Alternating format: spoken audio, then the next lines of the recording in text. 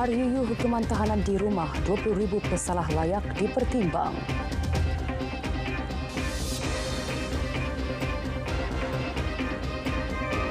Salam Malaysia Madani, saya Cimi Sanraj. Rang Undang-Undang RUU baharu berkaitan hukuman tahanan di rumah menyasarkan kira-kira 20,000 pesalah kategori tertentu. Menteri Dalam Negeri Datuk Seri Saifuddin Nasution Ismail berkata, RUU itu meliputi pesalah pertama yang tidak melakukan kesalahan berat, wanita mengandung, warga emas dan orang kurang upaya. Tegasnya tidak perlu ditimbulkan polemik berkaitan siapa yang layak dipertimbang kerana pesalah perlu melepasi beberapa tahap lapisan, antaranya memiliki rekod disiplin baik ketika dipenjara. Beliau berkata demikian selepas merasmikan mesyuarat agung tahunan Parti Keadilan Rakyat Cabang Kota Raja Klang hari ini. Semalam beliau memaklumkan RUU berkaitan hukuman tahanan di rumah akan dibentang tahun depan dan Kabinet telah memberikan kelulusan dasar untuk pelaksanaannya. Beliau berkata cadangan menggubal RUU itu berikutan kesesakan serius di 43 penjara di seluruh negara. Menurutnya, peratusan kesesakan penjara kini mencecah 11%, iaitu 82,000 tahanan berbanding kapasiti ditetapkan, iaitu 74,000 orang.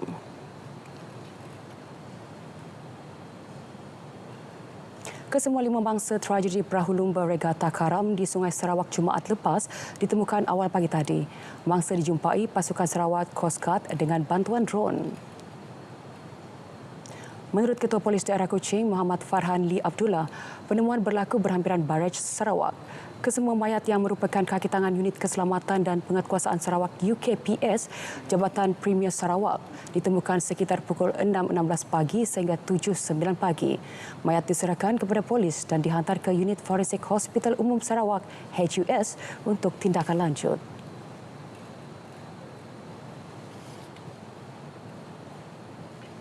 Sementara itu, jenazah Allahyarham Muhammad Iqmal Samail 34 tahun, mangsa insiden perahu karam berkenaan, selamat dikebumikan di Muara Tuang, Kota Samarahan pukul 6 petang tadi. Suasana hiba menyelubungi tanah perkuburan yang dihadiri ahli keluarga dan sahabat handai serta rakan sekerja dari Unit Keselamatan dan Penguatkuasaan Sarawak UKPS. Allahyarham meninggalkan isteri Zainab Rajuna berusia 25 tahun. Ibunya Hasim Ahmad, 65 tahun, menyifatkan Allahyarham seorang yang periang dan suka bergurau dengan 7 adik-beradik lain selain anak-anak buahnya. Menurutnya, Allahyarham baru-baru ini telah menyatakan hasratnya untuk menganjurkan kenduri arwah untuk ayahnya bulan ini tetapi tidak kesampaian. Seorang lelaki dikuatiri lemas ketika mencari siput di Muara Terusan Jaya Sematan petang tadi. Jabatan Bomba dan Penyelamat Malaysia JBPM Negeri Sarawak memaklumkan menerima maklumat mengenai kejadian pada pukul 3.50 petang. Sepasukan anggota dari Balai Bomba dan Penyelamat lundu ke lokasi dan melakukan pencarian awal di kawasan tebing sungai. Menurut dua saksi, mangsa Muhammad Nazratul Kamil 26 tahun berpakaian berbaju jingga bersolar pendek. Pemuda terbabit dikatakan di bawah arus deras air pasang ketika berenang menyeberangi Sungai Terbabit pada kira-kira pukul 2 petang.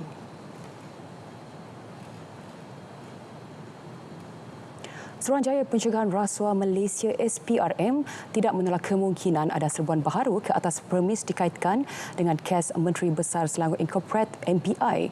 Ketua Pesuruhjaya Tan Sri Azam Baki berkata, siasatan dilakukan dari semua aspek bagi mengumpul bukti sebelum pendakwaan dilakukan. Kalau ada kerja kami untuk mendapat dan bukti-bukti, dan kalau sekiranya perlu kita geledah lah. Apa nama baik digunakan tu tidak pentinglah, safe house ke rumah selamat ke rumah simpanan ke, tak kisahlah. Mana-mana tempat yang mempunyai barang bukti, menjadi tugas pada pegawai penyiasat saya untuk mencari bukti berkenaan. Setakat ini 20 saksi sudah dipanggil bagi membantu siasatan. Sementara itu, jumlah sebenar hasil rampasan di 9 lokasi serbuan akan didedahkan selepas semua bukti diperoleh. Terdahulu, Tan Sri Azam menyempurnakan majlis tamat latihan dan pentaulihan kadet KOR Sukarelawan Mahasiswa Anti Rasuah di Universiti Sultan Zainal Abidin Yunisa, Kuala Nerus. Siasatan kes pengaturan kemasukan warga asing di kaunter lapangan terbang antarabangsa Pulau Pinang LTAPP melibatkan 2 pegawai imigresen antara bukti ketegasan kerajaan membantras aktiviti rasuah. Ketua Menteri Pulau Pinang Chow Kon Yew yakin siasatan akan dijalankan secara telus. Menurutnya, ini bagi memastikan integriti sektor awam dan swasta terjaga. Pihak SPRM telah menahan pegawai-pegawai Jabatan Immigration untuk siasatan. Saya percaya siasatan ini dilakukan dengan asas yang dianggap keperluan oleh SPRM untuk menjalankan siasatan ini. Semoga siasatan ini akan dapat mencari satu kesudahan kepada kes sedemikian.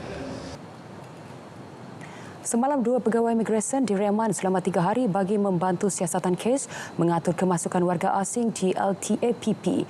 Kedua suspek berusia 40-an itu ditahan susulan penangkapan seorang lelaki Bangladesh.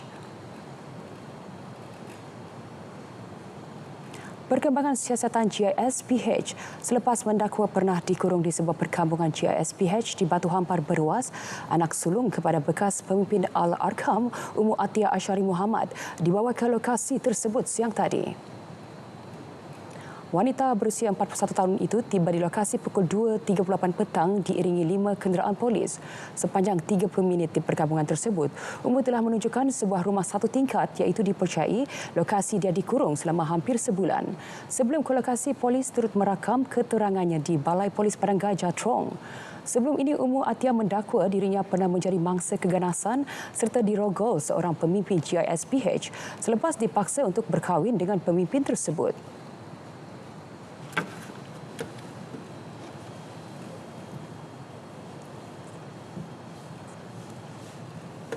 Dua sindiket pengedaran dadah bernilai hampir 3.7 juta ringgit di Johor baru tumpas.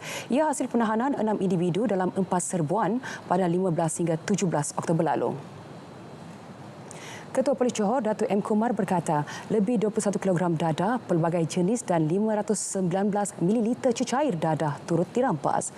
Serbuan pertama berjaya menahan 2 lelaki dan seorang wanita berusia 17 hingga 39 tahun di sebuah pangsapuri.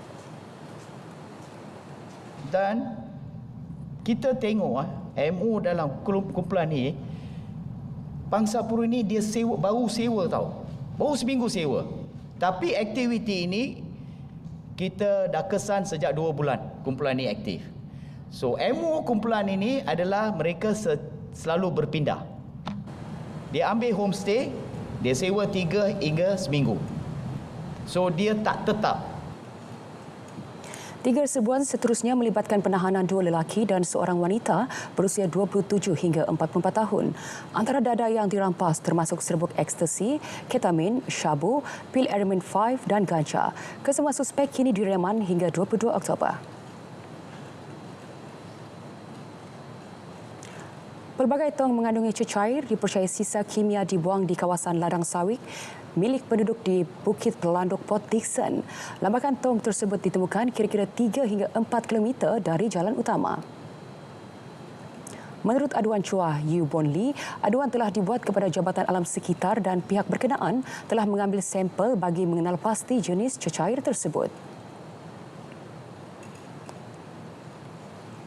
Dan di sini saya memang sangat tidak puas hati lah dengan pihak-pihak yang tidak bertanggungjawab ni, dengan tindak laku mereka ni sangat merosakkan alam sekitar kita, dan juga I lebih suka nak panggil mereka ni penjenayah lah, dan menceroboh tanah dan membuat kerja-kerja yang sangat tak bertanggungjawab ni lah. Orang buang tapi mungkin malang ke apa, saya pun tak tahu. Bila masuk pun tak tahu. Ada satu itu buang tanah yang orang dia masuk, dia teleport lah. Saya orang baru tahu ini barang ada buang sini. Kejadian itu merupakan kali kedua berlaku di kawasan Chua. Pelaksanaan pengurangan plastik akan terus diperkasa demi menjaga kelestarian alam sekitar. Menteri Sumber Asli dan Kelestarian Alam Nik Nazmi Nik Ahmad berkata, kesedaran akan terus diperluas dalam kalangan masyarakat tentang kepentingan pelaksanaannya. Bagi saya sangat penting perspektif daripada masyarakat sivil tentang keperluan tersebut, termasuk soal pengisytiharan hak asasi hak alam sekitar bagi ASEAN yang kita akan kaji bagaimana kita boleh terajui pada tahun depan selari dengan kepengerusian ASEAN Malaysia, kerana masalah plastik ini bukan saja membelenggu Malaysia tetapi membelenggu banyak negara-negara ASEAN yang lain. Menurutnya, penggunaan sifar plastik menjelang 2030 akan diteruskan dan kajian mewujudkan satu perundingan khusus melibatkan penggunaan plastik akan turut dicadang di peringkat persekutuan. Menjelang monsun Timur Laut yang diramal bermula bulan depan, Kementerian Pertanian dan Keterjaminan Makanan beri jaminan bekalan makanan asas mencukupi sepanjang musim itu. Menterinya memberitahu kementerian tetap bersedia untuk sebarang kemungkinan selain menjangkakan akan berlaku sedikit perubahan harga barangan jika berlaku keadaan mendesak. Food security ini, insya-Allah makanan di Malaysia cukup. Di Asia ini yang negara yang paling terjamin food security-nya ialah Singapura. Tapi terjamin artinya makanan dia garanti boleh ada pada rakyatnya. Kita pun macam tu. Mungkin harga akan berlaku turun naik dan sebagainya. Food cukup insya-Allah. Persediaan memang ada insya-Allah. Pengalaman yang lama insya-Allah kita dapat bersediakan persediaan yang cukup. Perkembangan banjir di Kedah secara keseluruhan, banjir di negeri itu bertambah baik. Setakat ini hanya satu pusat pembinaan sementara PPS dibuka di daerah Bandar Baharu iaitu DSK Sungai Kecil Ulu. Sekretariat Jawatan Kuasa Pengurusan Bencana Negeri Kedah dalam pernyataannya memaklumkan sehingga pukul 11 malam tadi, seramai 109 penduduk terjejas banjir daripada 30 keluarga berlindung di PPS tersebut. Ia menempatkan 35 lelaki dewasa, 42 wanita dewasa, masing-masing 13 kanak-kanak lelaki dan perempuan, 4 bayi lelaki dan 2 bayi perempuan.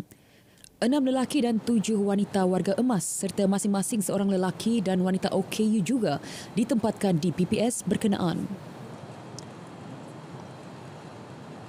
Syarikat telekomunikasi yang beroperasi di Sabah diminta segera melaksanakan pengoperasian menara telekomunikasi di bawah jalinan digital negara jendela yang telah siap dibina.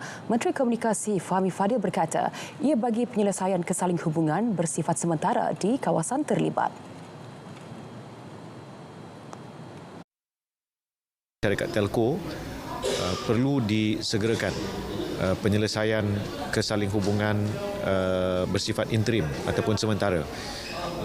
Ada yang akan menunggu pemasangan gentian optik tapi ini akan makan masa, jadi saya minta supaya dipasang peralatan microwave untuk membolehkan menara-menara ini digunakan segera. Jadi ini kita akan terus pantau dan saya akan berhubung dengan syarikat telco minta untuk bulan Oktober sebagai contoh terdapat lebih kurang 12 menara yang telah dikenal pasti dan saya akan minta dalam 12 ke 15 menara ini syarikat telco bersedia untuk masuk pada kadar segera. Dalam pada itu, sebanyak 2,700 lokasi telah dikenal pasti untuk pembinaan menara jendela fasa 2. Jumlah tersebut melibatkan kawasan pulau, pedalaman selain kawasan-kawasan terpencil yang sukar diakses. Bantuan dan sumbangan diberikan kepada 98 keluarga dan penduduk Rumah Panjang Bukit Kiara bagi meringankan beban sekaligus memeriahkan lagi sambutan Deepavali. Menteri Belia dan Sukan Hanayo berkata, pelbagai bentuk bantuan diberikan termasuk wang tunai dan keperluan asas. Kita telah sampaikan bantuan Deepavali RM500 satu keluarga. RM500 ini ditaja oleh Yayasan Wilayah Persekutuan yang diketuai oleh Dr. Basir di sini. Dan tambahan pula kita telah bagi satu bag groceries nilainya RM70 untuk memeriahkan sambutan Deepavali lah. Ada minyak, bawang, tepung semua tu.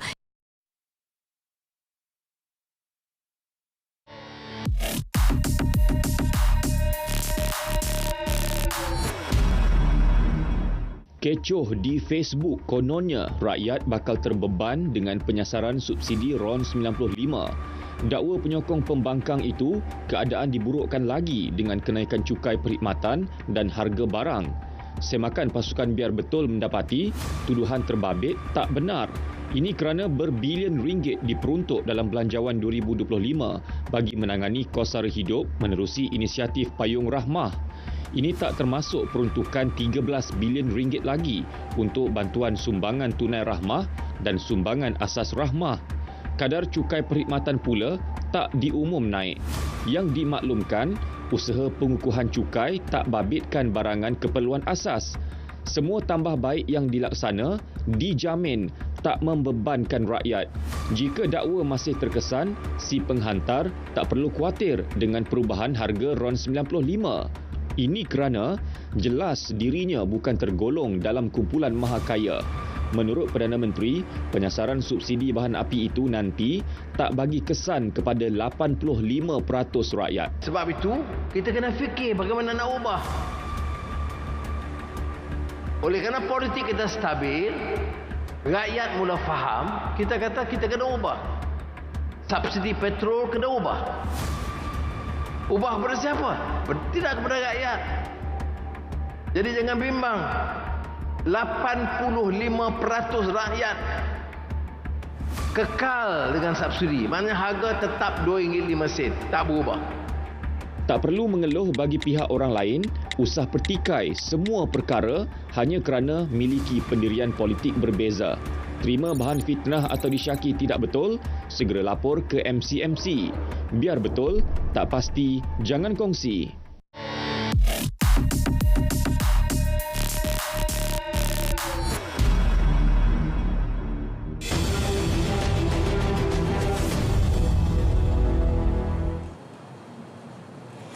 Informasi dan maklumat berhubung bantuan yang diumumkan dalam Belanjawan 2025 diharap dapat disampaikan secara terus kepada rakyat. Menteri Komunikasi Fahmi Fadil berkata, ke arah itu Jabatan Penerangan dan Komuniti Madani diminta memainkan peranan memperkasa hebahan mengenai perkara tersebut. Ia termasuk menggunakan bahasa mudah dalam penyampaian maklumat.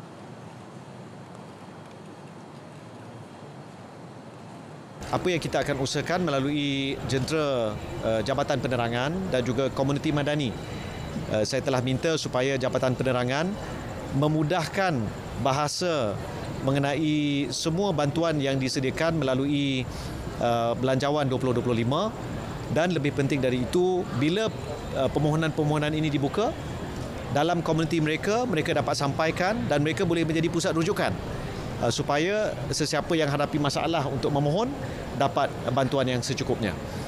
Jadi memang fokus Belanjawan 2025 adalah untuk mensejahterakan rakyat, menaikkan gaji, memberi fokus kepada usaha menangani kenaikan kos sara hidup. Beliau berkata demikian ketika ditemui selepas Majlis Festa Deepavali peringkat Parlimen Lembah Pantai. Usaha menggalakkan peralihan kepada kenderaan elektrik EV diperhebat menerusi rebat dan pelarasan cukai seperti diumum Perdana Menteri dalam Belanjawan 2025. Ia selari dengan hasrat kerajaan mencapai sasaran karbon sifar seawal 2050. Pengarah Malaysia Institute of Transport Mitrans, Profesor Madya Dr. Wan Mazlina Wan Muhammad berkata, penggunaan kenderaan elektrik pemasangan tempatan secara tidak langsung memberi peluang lonjakan pembangunan industri berkenaan selain mengurangkan pencemaran. Ia juga dapat mengurangkan kebergantungan Malaysia dengan barang-barang import. Selain itu, ia juga secara tidak langsung dapat menggalakkan pemindahan ilmu dan teknologi, iaitu knowledge dan technology transfer, dan menambahkan peluang pekerjaan dan meningkatkan kemahiran rakyat dalam rangka bentuk pembuatan dan pemasangan motosikal elektrik tempatan. Pakar otomotif Dr. Helmi Rashid pula berpendapat rebat tunai untuk motosikal elektrik akan menjadi pendorong penerimaan rakyat terhadap teknologi hijau.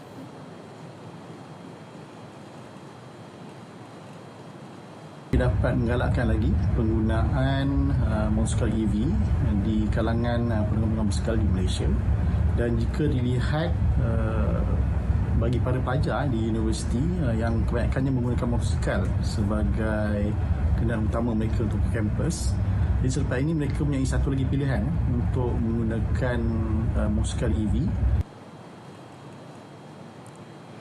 Kementerian Pembangunan Wanita, Keluarga dan Masyarakat KPWKM komited memperkasa peranan wanita dan menyediakan intervensi awal untuk golongan autisma.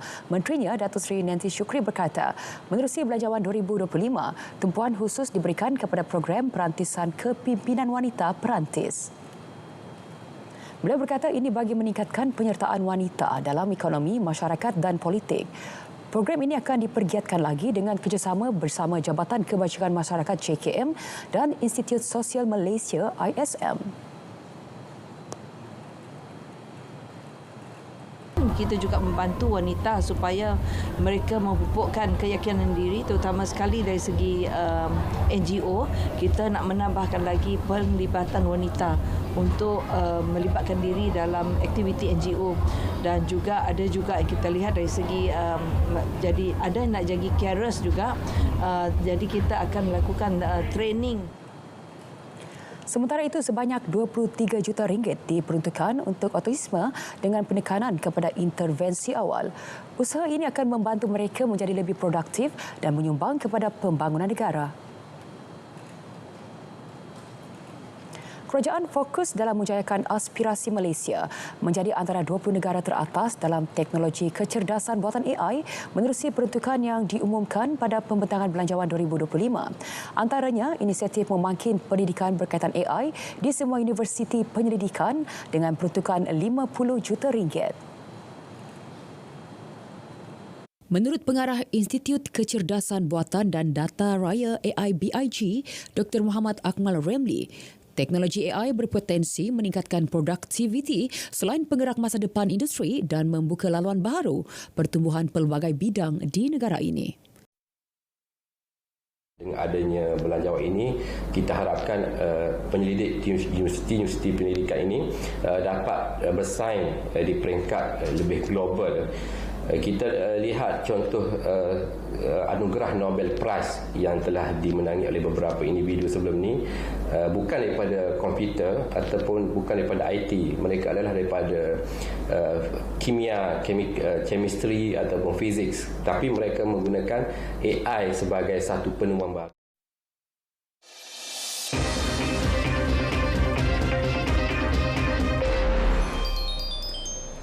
Kementerian Belia dan Sukan KBS akan menyalurkan bantuan kewangan untuk pembangunan atlet para.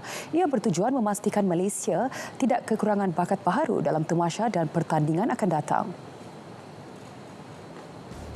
Menteri Belia dan Sukan Hanayo berkata, belanjawan itu tidak akan disalurkan terus kepada Majlis Paralimpik Malaysia MPM.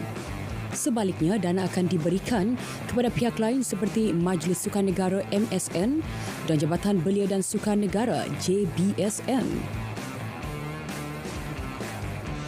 Itu adalah tanggungjawab Majlis Paralimpik Malaysia. Mereka kena dapatkan dana sendiri juga. Kita tak akan abaikan pembangunan bakat para. Dalam bajet kali ini ada. Cuma duit itu bukan disalurkan pada MPM untuk buat. Yang ini dibuat oleh kerajaan. Beliau berkata demikian semasa pelepasan program Jalan untuk Sihat 2 km dan kempen lawan kanser hari ini. Terdahulu, Presiden MPM Datuk Seri Megat D. Syariman Zaharuddin berharap KBS akan mempertimbangkan peruntukan 15 juta ringgit untuk MPM. Peruntukan ini akan diagihkan kepada 25 persatuan sukan pada kebangsaan untuk pembangunan atlet di peringkat akar umbi. Liga Sepua 2024-2025, pengendali Selangor FC Nizam Jamil meluahkan kekecewaannya selepas skuad Gergasi Merah hanya meraih satu mata menentang PDRM FC semalam. Menurutnya, Selangor gagal mematikan perlawanan lebih awal dan mensia-siakan banyak peluang untuk menambah jaringan. Tambah Nizam, mereka dihukum pada saat akhir apabila PDRM menyamakan kedudukan selepas gol penyamaan di jaring Adamo Timothy Alamusem pada masa tambahan. Kita sepatutnya kill the game kita boleh bunuh game ni dengan lebih-lebih awal kan, but peluang yang terhidang, peluang yang kita dapat kita tak convert sebaiknya, dan kita tahu kita aware yang it's not easy nak main dengan Pidara MD away, because I think last diorang kalah kat sini pun only first game diorang dalam league dengan Kedah. Dalam pada itu, Nizam berharap pasukannya belajar sesuatu dari perlawanan tersebut. Beliau juga mengingatkan agar pasukannya mengutamakan keputusan berbanding gaya permainan. Beliau berkata demikian selepas perlawanan Selangor FC dan PDRM FC di Stadium Majlis Perbandaran Selayang. Kini Selangor menduduki tangga kedua Liga Super dengan 26 mata selepas 12 perlawanan. Mereka ketinggalan 5 mata di belakang pendahulu Johor Darul Takzim JDT yang telah bermain 11 perlawanan. Perkembangan Liga Perdana Inggeris, Manchester United bangkit setelah hampir sebulan tanpa kemenangan dengan menewaskan Brentford 2-1 di Old Trafford pada perlawanan awal pagi tadi. Dua jaringan daripada Alejandro Garnacho dan Rasmus Højlund membantu The Red Devil meraih 3 mata berharga melonjak United ke tangga ke-10 carta Liga dengan 11 mata. Pasukan pelawat terlebih dahulu membuka tirai jaringan sebelum babak pertama tamat ketika United beraksi dengan 10 pemain. Ethan Pinnock menjaringkan gol untuk Brentford dalam masa kecederaan dalam separuh masa pertama. Namun United bangkit di babak kedua apabila Garnacho menyamakan kedudukan pada minit ke-47 setelah menyempurnakan hantaran lintang kepada Marcus Rashford. Højlund kemudian memastikan kemenangan untuk tuan rumah pada minit ke-62 dengan memanfaatkan hantaran Bruno Fernandes dan menewaskan penjaga gol Brentford, Mark Flecken. Sementara itu, Arsenal mengalami kekalahan buat kali pertama selepas 10 perlawanan apabila tumpas 2-0 kepada Bournemouth. Dua jaringan tanpa balas daripada Bournemouth menghancurkan rekod cemerlang pasukan kendalian Mikel Arteta. Arsenal terpaksa beraksi dengan 10 pemain bermula minit ke-30 selepas pertahanan mereka William Saliba dilayangkan kad merah kerana melakukan kekasaran terhadap Evan Nilsson. The Gunners akhirnya gagal menahan serangan Bournemouth apabila Ryan Christie menjaringkan gol pada minit ke-70. Sepakan penalti oleh Justin Calvert 9 minit kemudian memastikan kekalahan Arsenal.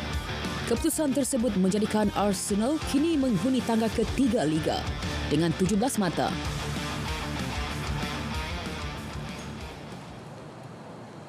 Sekian berita tengah malam dari Sungai ke Segara, Palestin pasti merdeka. Salam Malaysia Madani.